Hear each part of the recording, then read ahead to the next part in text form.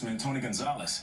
His district includes the city of Uvalde, Texas. Congressman, good morning. Let's jump right in. You've been in touch with officials there, and last night you said that there's still families waiting to be connected with their children. Are there still families waiting to be reunited?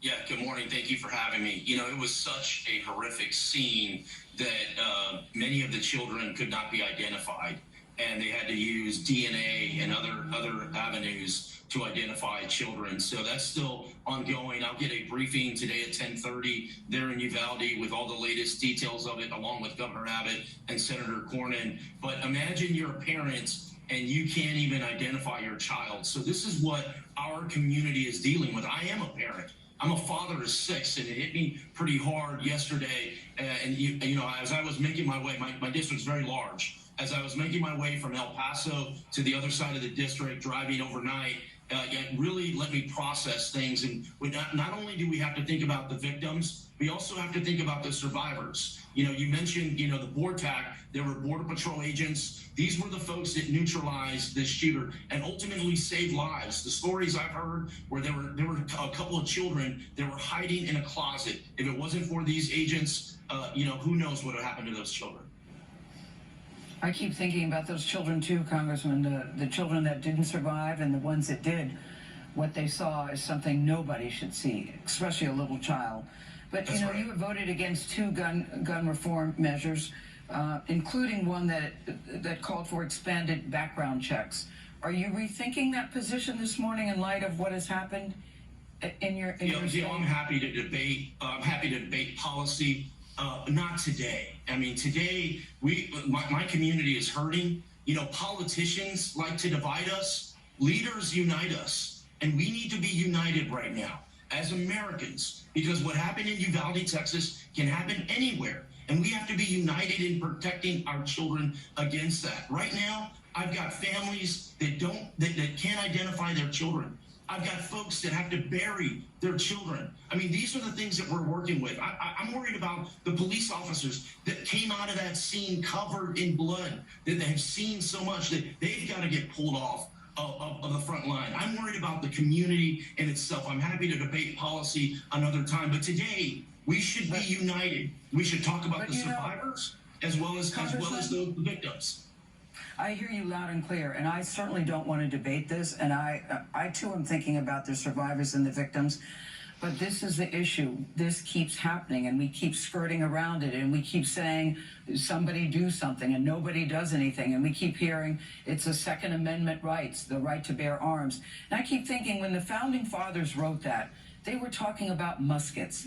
I do not think, if they were here today, that they were thinking that kids, would have these assault rifles. So if not now to debate it, if not now, not debate, discuss it. Right. I just want to know, you're in a position, but with all due respect, you're in a position of power. You're in a position of power to change things. Right. And if we can't talk about it and we can't make changes, when can we talk about it? To me, this is a perfect day to talk about it. You know, I grew up in Camp Wood, Texas, you know, very 30, 40 miles from Uvalde. This is my home. Uvalde isn't a dot on a map for me. It's not a political football for me. This is home. These people I know, these are my community. I represent them. I love them. Right now, we need love. We need compassion. We need people to come together as we heal. You ask, what have we done? And I'll give you an example. We need love, but we need change, Congressman. We need change. We need Congress to come together. We need Congress to come together. We need change. Please, listen, you've heard everybody say we don't need the love and the prayers and the support in the moment of silence. They're saying we're sick of that. We don't need that now. I'm a man of faith. My community is a man of faith. We welcome your prayers. Let me give you an example of what we did last year. So the county judge, who is a Democrat, the mayor, who is a Republican, and myself, we sat down over a year ago. And you know what we talked about? We talked about building a mental health clinic in Uvalde, Texas, something that does not exist. And what did we do? I used one of my community projects, and we allocated $2 million for this mental health clinic. It's a $20 million project. I'm focused on how do I come up with the other $18 million. If you are a parent watching today, I would say reach out to your school, find out what your school's policies are, find out what mental health facilities are in your area, not only for your own family, but for others. These are the things that brings us together. Because when tragedy hits, it doesn't determine if you're a Republican or Democrat, voted, the color of your skin, who you pray to. This country, we need to come together, Gail, together, not divide us. All of us need to come together and focus on things that are coming together, though, I think, is making change to keep the guns out of people that should not be walking around with. And I don't want to take your guns away from responsible gun owners. Nobody wants to do that. Right. But we've got to move past this we all want conversation. school safety. But we all want school. As a parent, I'm going to take my congressman hat off. I'm a father first and foremost. I want my children to be safe everywhere they go. Guess what? Just like every other father and mother in America. These are the conversations that Congress and others should be having. These conversations, not the division. There's too much division in this country. Yeah, I agree with you. I agree with you. And we thank you, Tony Gonzales, for taking the time to spend time with us this morning. Thank you. Thank you, Ms. Gail. 811. Blessed day.